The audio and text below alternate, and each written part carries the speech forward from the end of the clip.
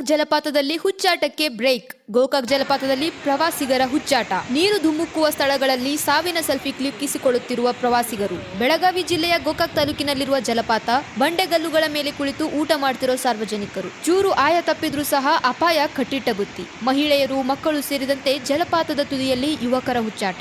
ಆದ್ದರಿಂದ ಇಂದು ಗೋಕಾಕ್ ಜಲಪಾತಕ್ಕೆ ಬಿಗಿ ಭದ್ರತೆ ಒದಗಿಸಿದ ಪೊಲೀಸರು ಜಲಪಾತದ ತುದಿಗೆ ಪ್ರವಾಸಿಗರು ಹೋಗದಂತೆ ಬ್ಯಾರಿಕೇಡ್ಗಳನ್ನು ಅಳವಡಿಕೆ. ಎಎಸ್ಐ ಹಾಗೂ 4 ಪೊಲೀಸರು ಜಲಪಾತದ ಬಳಿ ಕಾವಲು. ನಿನ್ನೆಯಷ್ಟೇ ಗೋಕಾಕ್ನಲ್ಲಿ ಹುಚ್ಚಾಟ ಮೆರೆದಿದ್ದ ಪ್ರವಾಸಿಗರು ಇಂದು break. Bureau report, Mahantesh Bevinakatti, hello Hukkeri news, Gokak.